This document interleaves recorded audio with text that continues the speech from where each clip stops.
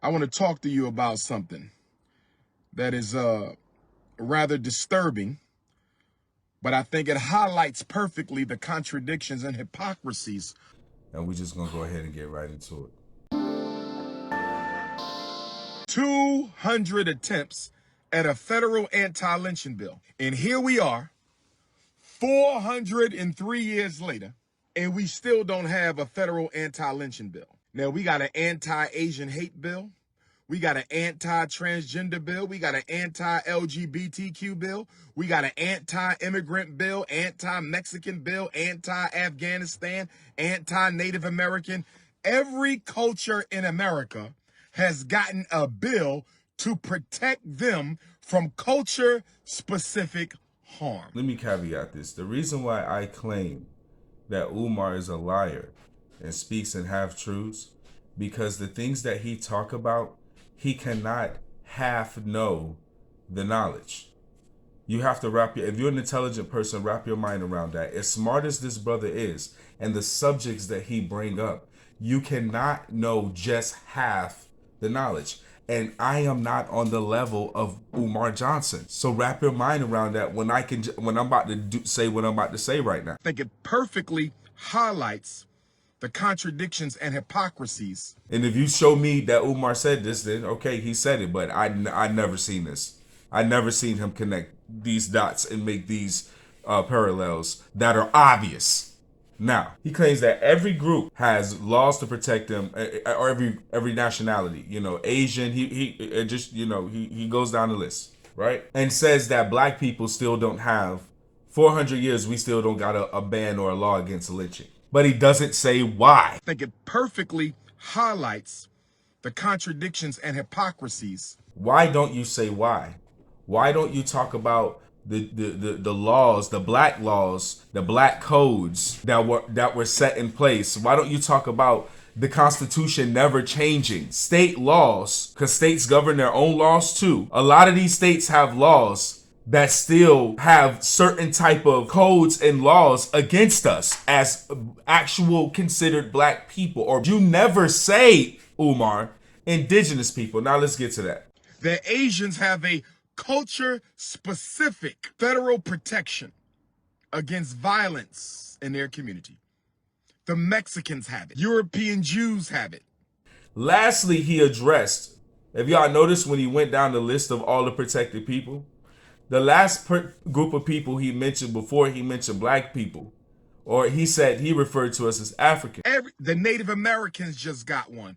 Every group except African. Which is not even, see, this is another thing too. Check this out before I say this point. He said that Africans don't get protection.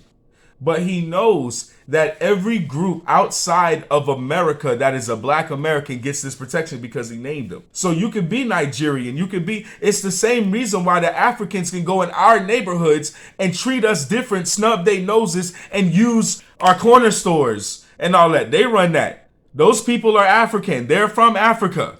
Middle East or Africa. I don't know what y'all think Lebanon is. You're trying to say those people don't have protection when they come into our neighborhoods. That's why you're wrong. And that's why you're systematically and intentionally wrong, because you're using verbiage and cross verbiage. The Africans do get protection. They get to make money off of us. They get to send that money home back to their people.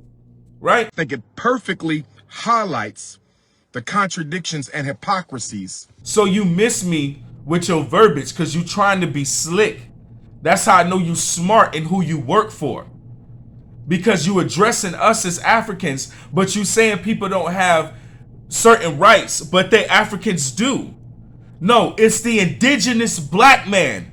It's the indigenous black man, woman, and child who were tribal here before, that you have an audience and you keep jumping on these platforms, jumping on CNN, jumping on Fox News, jumping on Instagram, jumping on all these platforms, arguing with people. Your type is the reason is why I'm here to say this. I think it perfectly highlights the contradictions and hypocrisies. And I'm not as intelligent as you, and I can point out these entendres y'all try to play with, these words and play on words on top of words.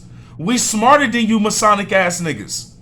We know your tricks, allegedly. You don't address the $5 Indian. You talk about Indians. That's another thing too. Let me now reverse because you know you like to swoop wool over people's eyes. So now let me reverse the content and educate my people again on how you're a play on words.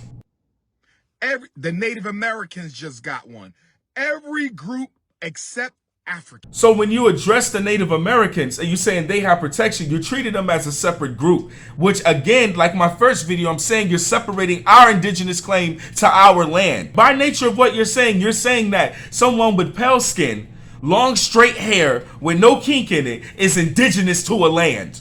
Let's talk. That's how fucking educated you are, Umar. I think it perfectly highlights the contradictions and hypocrisies. See, you're playing words. Like, I am not dumb. See, I don't subscribe to semantics and wordplay. I'm just gonna break it down when I see people doing shit like that, and they're doing it to a large community and a population of our people. People say, "Oh, you want Umar's audience, or you." If you are some weirdos who take that approach, I will tell you this in truth. Yes, I want his audience to give them the truth, for our people not to be half-ass led. The fuck you mean? Do I want his audience? Do I want? Let me ask you this: Would I want any part of Rizza Islam's audience outside of them enjoying my content? No, I would never make a video against anything that brother says. That's a high functioning, educated machine of a being. People, we talking about two different type of men. So I get to my point in saying you address the Indians separate, which just like my first video, you're smart.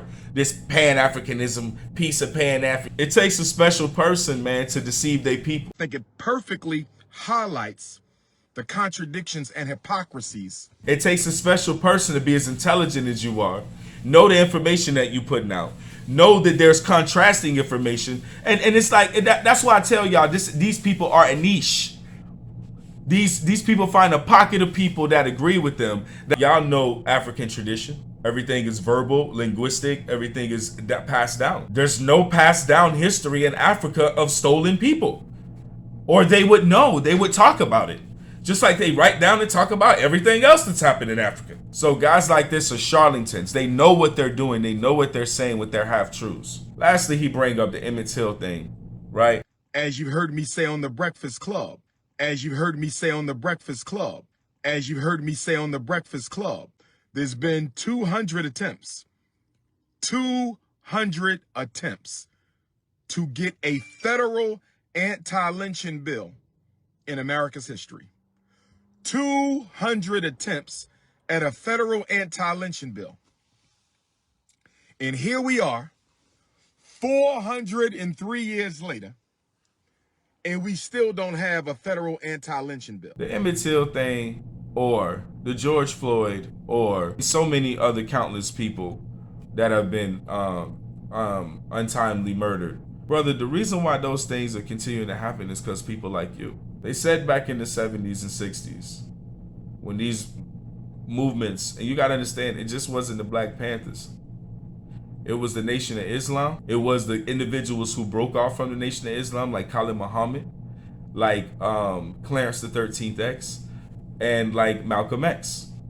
So I just gave you the Nation of Islam, 3 people who broke off, right? You still got Martin Luther King. You still got Noble Drew Ali. You still got some other groups in these times. So and the Black Panthers. So that's 7. These are just 7 groups that I can mention off the top of my head. In that Black Power movement, y'all end up with a Tupac Shakur comes out of that movement, and his family, Afeni and Assata. The government said, we're gonna get rid of these groups and these people, and we're gonna give them their leaders. And here we are in these days. Our leaders are entertainers. Umar, you're an entertainer. Because the half-truths that you speak, you are you're an instigator. Because when you speak in half-truths, what you're really doing is just inciting people's, like when you bring up Emmett Till the way you just did, right? It's just, or watching Roots. It's triggering what you do with no solution, with no historical background to what you're saying, with no connecting evidence. I think it perfectly highlights the contradictions and hypocrisies. And this is why I'm on your ass. Because your relentless pursuit in destroying our claim to our land. Everybody else get to have culture except the Black American. We're the only ones that don't get to have culture, but all of our culture appropriated. I can go to what they call them, the Bantu. Not first you hood, you ghetto, and then when Hollywood do it, this is a style. You know how much y'all do that to us here? Everybody else get to have their flavors, their smells, and get to remember home. Y'all purposely try to take that from us all the time. That's why the word culture appropriation even exists right now, because we're the only group that has to go through that. A lot of things to me is logic. Y'all know what I say. Once we all up, it's stuck like that.